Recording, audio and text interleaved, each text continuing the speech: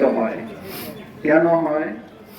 একসময় শ্রমিকরা তার কর্মঘণ্টার দাবিতে সেই ঐতিহাসিক শিকাগো শহরে তাদের ন্যায্য দাবি আদায় করতে গিয়ে যা আত্মাহুতি দিয়েছে, সেটাকেই স্মরণ করার জন্য সারা বিশ্বের শ্রমিকরা আজকে এই মহান মে দিবস উদযাপিত করে।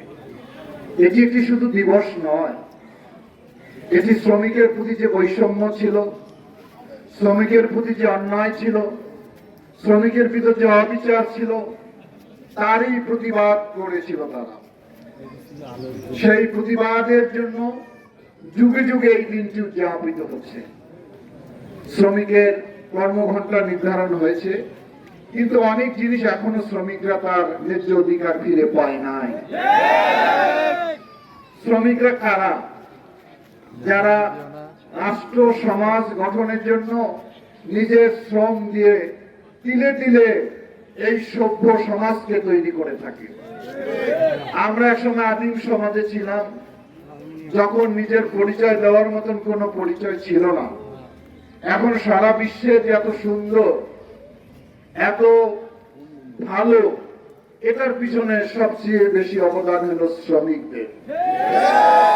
কিন্তু যুগে যুগে নির্যাতিত হয় শ্রমিকরা। তাদের অধিকার, তাদের ন্যায্য দাবি এখনো তারা সঠিকভাবে পায় না। যারা নিয়মিত কারখানায় চাকরি করে, তারা নিয়মিত বেতনটুকুও পায় না। অথচ মালিক পক্ষ এই শ্রমিকের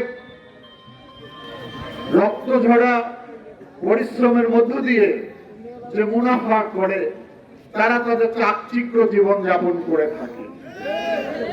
আমাদের দেশে আমরা লক্ষ্য করে দেখি যে বিভিন্ন সময় আমাদের যখন পর্বগুলো আসে, ঈদ আসে, পুজো আসে, তখন শ্রমিকরা তার বকেয়া বেতনের জন্য আন্দোলন করতে হয়। এটা আমাদের জন্য খুবই দুর্ভাগ্য। যেহেতু আজকে আকাশ একটু বিঘ্ন, বেশি লম্বা কথা আমি বলবো না। আপনাদের এই অনুষ্ঠানে যোগ দেওয়ার জন্য আমি সকালে ঢাকা থেকে সড়ক পথে এসেছি এই কারণে যে এই দিবসটা আমার কাছে সবচেয়ে বেশি গুরুত্বপূর্ণ। তাদের এই মিলন, তাদের এই যোগাযোগ,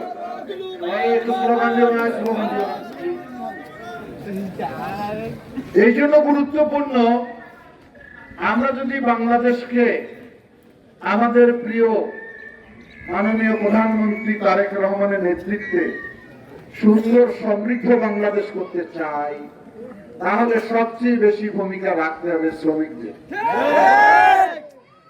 আমাদের 31 দফায় বলা হয়েছে শ্রমিকদের অধিকার কিভাবে প্রতিষ্ঠা করা হবে। আমি মনে করি, আমি যদি বাংলাদেশের এই শ্রমিকদের যে অবহেলিত, নির্যাতিত, বঞ্চিত, সেই শিকাগো শহরে যে আত্মনাদ ছিল, অধিকার বঞ্চিত শ্রমিকরা যে সংগঠিত হয়েছিল, সেই শ্রমিকরা যে দিক দেখিয়েছে, সেটা যুগে যুগে সেটা উদযাপিত হয়, কিন্তু দাবি আদায় হয় না।